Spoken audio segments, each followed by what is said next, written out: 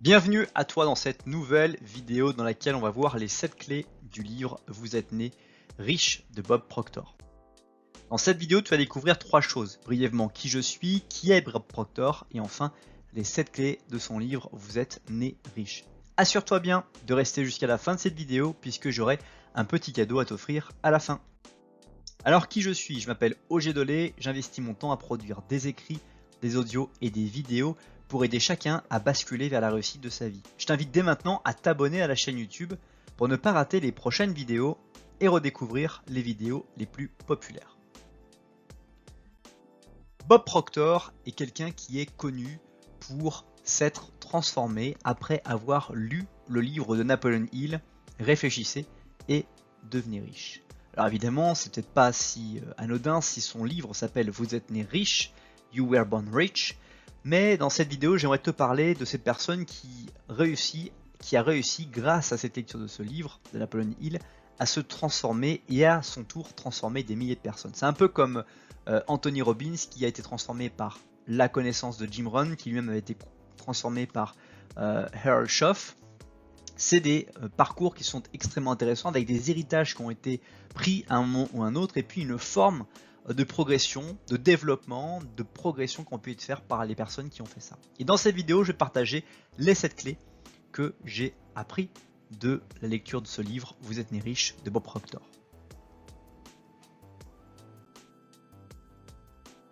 Mais juste avant cela, je t'invite à partager cette vidéo à une personne à laquelle tu penses ou à l'apprécier de manière à m'encourager à reproduire ce type de contenu. La première clé du livre Vous êtes né riche de Bob Proctor que j'ai retenu de ma lecture, c'est de travailler pour gagner de l'argent. Alors cette phrase, elle est étonnante. L'argent ne vient pas facilement. Les personnes qui réussissent ont certainement travaillé dur plusieurs années pour gagner de l'argent. Pour devenir riche, légalement, il n'y a qu'un seul ingrédient, travailler.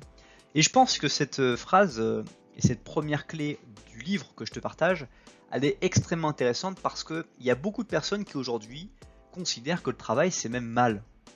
Déjà que l'argent c'est considéré comme quelque chose de mal, mais travailler c'est mal.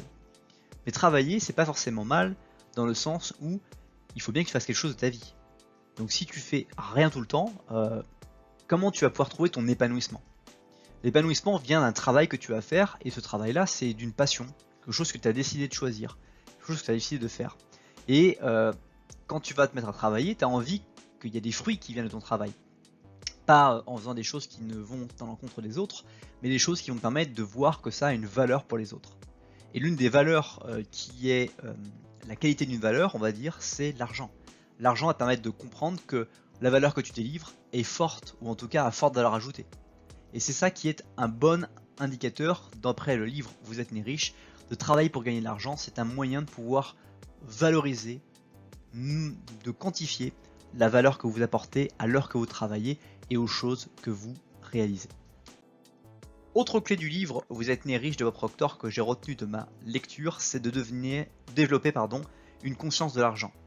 Les personnes ne deviennent pas riches, ne se sentent pas à l'aise avec l'argent. C'est pourquoi Bob Proctor nous conseille de développer une conscience de l'argent. Comment? Imaginez-vous en possession de beaucoup d'argent et essayez de convaincre votre subconscient que vous êtes riche.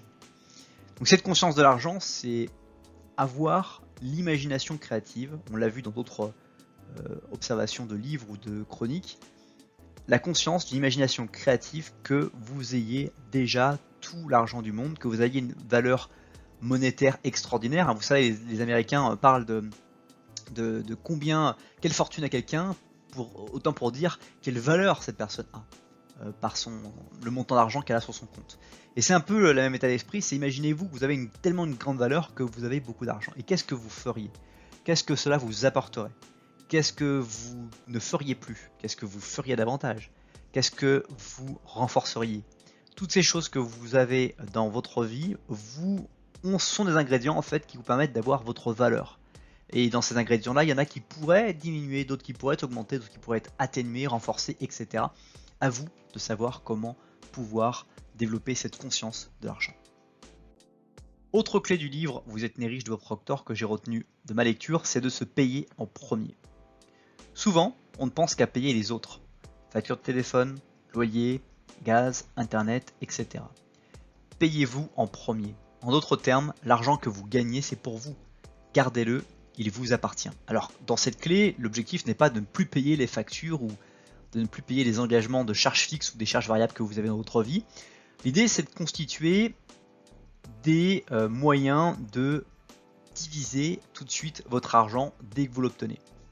Par d'abord construire un fonds d'urgence, par mettre ces argents en épargne d'un pourcentage, par commencer à payer vos dettes, parce que ces dettes sont importantes que vous continuiez vos engagements que vous voulez teniez, payer les factures et de chercher à investir le reste que vous avez de cette somme dans des choses. De la nourriture par exemple, une activité sportive, une entreprise que vous voulez développer, dans laquelle vous croyez, dans laquelle vous voulez investir, peut-être en bourse, peut-être dans l'immobilier, je ne sais quoi.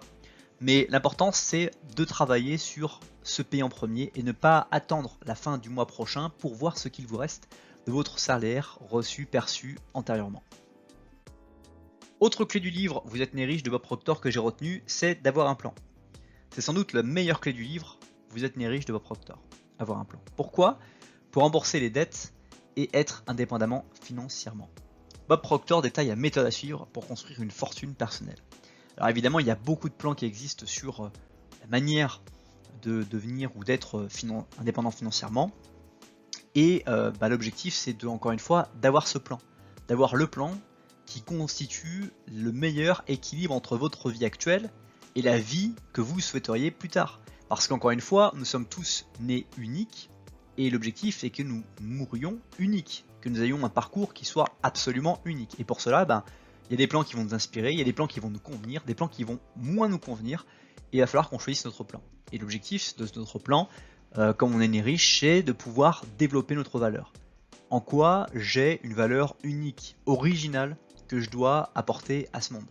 Et comment cette valeur-là va être rétribuée. Ça peut être par de l'amour, ça peut être par de l'argent encore une fois, ou par 1000 autres choses qui existent et qui vont vous permettre d'avoir de la gratitude, d'être heureux et de sentir que vous avez eu un impact sur la vie. Autre clé du livre, vous êtes né riche de Bob Proctor que j'ai retenu, c'est que l'image mentale façonne la vie. Pour faire simple, les images mentales sont les représentations que l'on fait de soi-même. Pour atteindre les objectifs escomptés, Bob Proctor nous conseille dans son livre de modifier nos images mentales. Nos images mentales, ce sont toutes les représentations que nous avons de nous maintenant, de nous dans le passé et aussi de nous dans le futur. Comment te vois-tu dans 5 ans? Comment te vois-tu en 10 ans? Et comme Tony Robbins aime à dire, les gens surestiment ce qu'ils sont capables de faire en 1 an et sous-estiment ce qu'ils sont capables de faire en 5 ou 10 ans. Et c'est tout à fait vrai. Les images mentales que vous pouvez avoir de vous dans 5-10 ans sont complètement utopistes, illusoires, mais sont un chemin, sont peut-être dans un plan de ce que vous ressentez aujourd'hui. Et ce sont des choses que vous allez devoir viser et essayer de travailler pour progresser. Par exemple, aujourd'hui, si on prend un exemple particulier, la chaîne YouTube, au moment où j'enregistre cette vidéo, est à 20 000 abonnés. 20 000 abonnés jusqu'à... mon objectif, c'est d'avoir un jour 100 000 abonnés, c'est d'avoir réussi, avoir persévéré et avoir permis à des gens d'être convaincus qu'ils puissent s'abonner, qu'ils puissent cliquer sur le bouton s'abonner.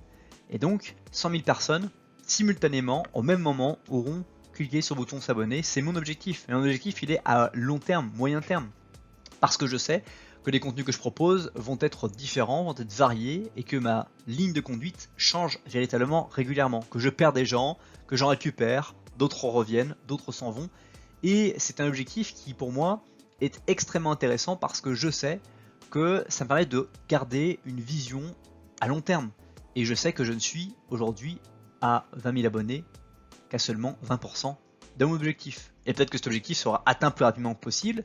Et c'est sûr que si je me disais qu'il faut que je sois à 100 000 abonnés à la fin de l'année, ça serait impossible. Par contre, si je me visualise à me dire que c'est dans plusieurs années, alors là, j'ai beaucoup moins de problèmes à continuer à investir du temps et à prendre plaisir à partager des choses que je ne formalise pas, que je ne verbalise pas avec des amis ou que je n'ai pas le temps de parler. Et ces images mentales de moi dans le futur ayant le plaisir de voir que la chaîne est à 100 000 abonnés est quelque chose qui me fait vraiment énormément plaisir. Autre clé de ma lecture du livre Vous êtes né riche de Bob Proctor que j'ai retenu, c'est savoir prendre des risques. Les hommes qui réussissent ont souvent pris des risques à un moment ou à un autre. Dans son livre, Bob Proctor nous conseille de prendre des risques et de ne pas avoir peur d'échouer.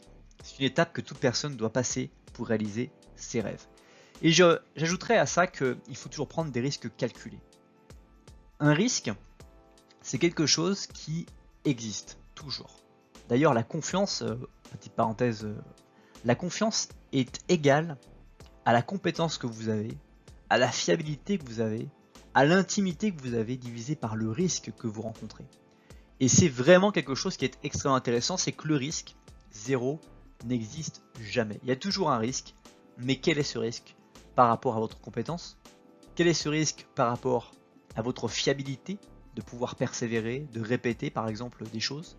Quel est le risque par rapport à l'intimité que vous avez avec les autres qui sont peut-être dans l'équipe dans laquelle vous allez avoir? Et ces risques-là, une fois que vous les avez analysés, que vous les maîtrisez, que vous les calculez, vous pouvez vous dire si vous les prenez, si vous les réduisez, ou si vous changez de plan. Autre clé que j'ai retenue de ma lecture Vous êtes né riche de Bob Proctor, c'est de ne pas revenir sur le passé. Le livre Vous êtes né riche nous fait apprendre qu'il ne faut jamais revenir sur le passé. C'est l'une des grandes erreurs que l'on peut commettre. Il ne faut pas regarder dans le rétroviseur et se focaliser sur le passé. Il faut se concentrer sur l'avenir. Et ça, c'est quelque chose qui est difficile. Parce que soit on vit dans l'instant présent, parce qu'on a des beaux moments, des belles choses, et qu'on veut surtout pas repenser au passé ou au futur, parce qu'on veut pas que ça s'accélère. Soit donc l'instant présent ne nous convient pas totalement, et là on a deux perspectives. Soit repenser à un passé qui était meilleur, qu'on aimerait revivre, et on va recommencer à se mettre dans un cycle mental, à refréquenter des gens qui nous rappellent ce que nous étions, ou soit on va aller dans le futur. Et donc là, on va devoir créer, parce qu'on ne sait pas encore les gens qui vont constituer ce futur, etc. etc. Le but, c'est de toujours rester dans l'instant présent, essayer de le bonifier à chaque instant, tout en visualisant une perspective dans le futur encore plus belle, encore meilleure que celle que nous vivons aujourd'hui. Ce n'est pas encore la fin de cette vidéo, mais si tu as aimé la vidéo, tu aimeras très probablement son article associé sur le blog. Le lien est dans la description juste en dessous. Comme je te l'ai promis en début de cette vidéo, tu peux télécharger gratuitement les 7 habitudes gagnantes de tous ceux qui réussissent ce qu'ils veulent dans la vie. Le lien est en bas dans la description. Et aussi pour te remercier, sous la flèche bleue, tu découvriras la vidéo adaptée à ce que tu regardes en ce moment.